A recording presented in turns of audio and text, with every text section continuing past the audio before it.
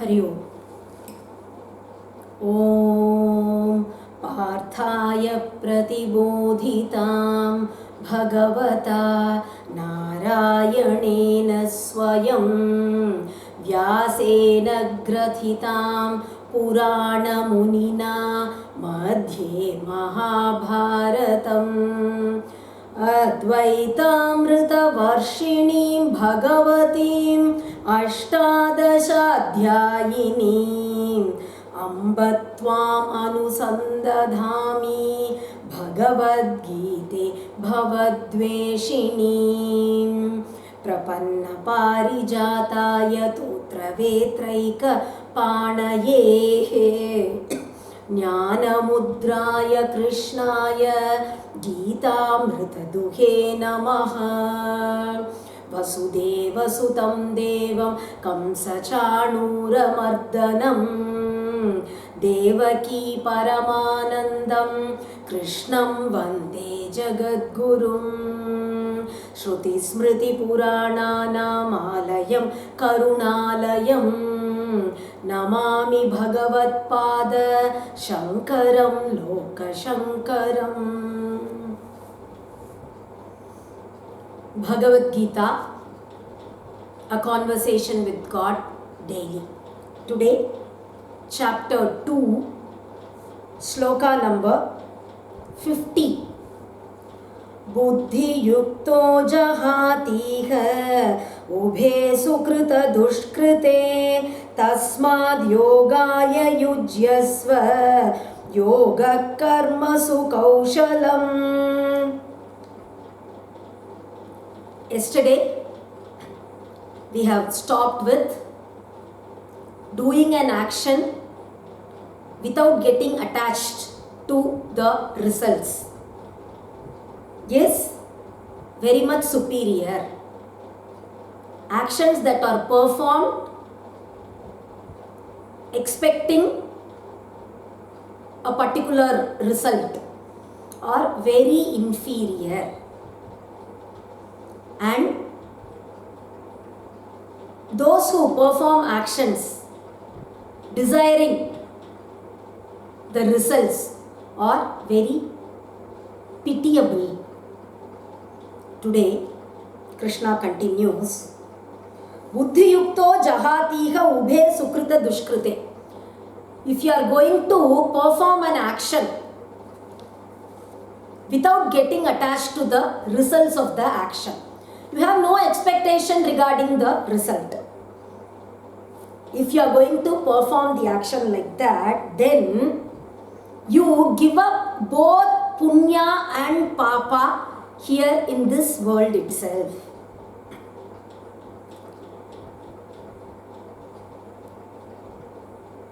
Punya and papa you get according to the actions you perform. If you are going to perform good deeds, then you get punya. If you are going to perform bad deeds, then you get papa. But performing the deed actually, it's not the matter. The attitude with which you perform the particular action. If you are going to perform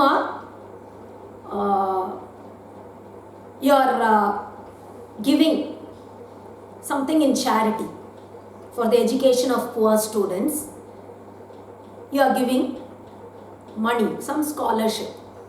If you are going to do it, you conduct a big function and there just the name of your trust, so and so is donating so much for the poor students, saying that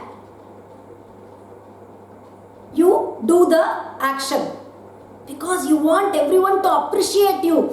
Oh, he is such a good person. He gives so much in charity. And at the same time, there is someone else doing the very same thing. But nobody knows about it. He does it because he feels good. For his own mental satisfaction, he is doing it. He doesn't earn for any name or fame from his action. So, the very same act of giving in charity, it gives different results based on how you look at it, how you perform it. So, yogaha karmasu kaushalam. Kaushalam means skill, talent. The best way to perform an act. I'm just extremely skillful in these type of projects. I'll complete it so easily. I'll do it so very well. But Krishna says, what is actually the best method of doing an act? I have performed this act to the best of my capability. I have done it so very well. When can you say that? Yogaha, when you are performing that act with a balanced state of mind, without any expectation regarding the result. Again and again, shloka after shloka, Krishna insists only upon this. Perform your action, but don't get attached to the results. Do it because it's your duty. I have to do it. You feel happy doing it, do it. And why is it called the best way of performing? Because when you perform an act, then that binds you to this samsara. You are born again and again on this earth only because of your karma. So, karmas are the reason for the cycle of birth and death. Now, that very same karma, if it is performed without getting attached to the results, then it leads you to moksha. It is no more binding. It does not bind you in any way thereafter. It actually leads you to moksha. So, yogaha karmasu kaushalam. Next shloka. Karmajam buddhi yuktahi phalam tyaktva manishinaha janma bandha vinirmuktaha padam gacchantya-namayam. Karmajam buddhi yuktahi phalam tyaktva manishinaha. So just now we said karma is the reason for being born on this earth. It is because of your karma. It is your karma that decides in which family you are born, whether you are born intelligent, whether you are born beautiful, whether you are born in a rich family, whether your parents are loving, whether you are going to get so many pleasures and comforts in life. Like this, everything is decided because of your karma. That karmajam phalam, the result arising because of your karma, that is just totally destroyed if you are going to do it without getting attached to the results.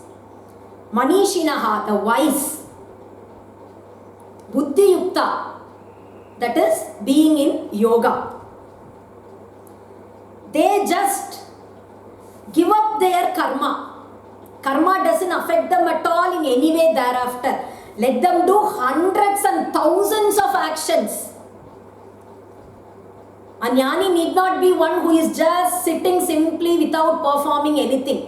A jnani can perform right from morning till night thousands of acts. But not even one will bind him to samsara. Because the attitude with which he does the act, that actually leads him to moksha. It doesn't bind him anymore. Padam gacchanti anamayam. He reaches the abode of total happiness. The abode where there are no sufferings, where there are no pain, total happiness. That abode of Lord Vishnu he attains. Says this shloka. So, the very same karma which binds you to the cycle of birth and death now actually frees you from that cycle and you get liberated. Yada te moha kalilam buddhirvyatitarishyati tada gantasi vedam shrotavyasya shrutasya cha. And when you just overcome the thought that you are the body, generally because of ignorance we feel I am the body. If someone dies, we feel, oh, he's dead. We feel that person is the body. And we actually do everything getting attached to this body with the body consciousness. I have to buy beautiful dresses. I have to earn a lot. I have to live a comfortable life. I have to earn for the sake of my children. The relationships of the body. Who was your child in the last birth? Don't know. Who is going to be your child in the next birth? Don't know. It is just a very temporary relationship of the body. And giving importance to all these, we keep living our life. And one day, you reach a stage where the thought that you are the body goes off. You keep listening to Bhagavad Gita and to whatever extent possible, you perform the actions without getting attached to the results. So little bit, you follow Karma Yoga and one day you reach a state where you develop such detachment, such vairagya, and you are totally actually converged in the Atman. At that stage, nothing matters. I should hear this. When you very well see, we learnt multiplication tables, 7th table, 8th table, 9th table. We actually memorized everything when we were small kids. Now we don't learn that anymore because we don't need it. We already know all that. So when we know something, thereafter there is no need to learn that. Similarly, when you are aware of the Atma, then there is nothing more to hear. In the knowledge of Atman lies the knowledge of everything. The knowledge of the entire universe is a subset of the knowledge of the Atman. So thereafter, there is nothing to be heard, nothing to listen to, or nothing regarding what you already listened to. Everything comes to a end with that. Shruti vipratipanna yada stasyati nischala samadhau achala buddhihi tada yogam avapsyasi. Shruti vipratipanna. All these days you were actually running behind so many things. Oh, the Veda says that I should do this. If I do this ritual, then it is very good for me. So I should perform these rituals regularly. If I do this in charity, it is good for me. I should do this.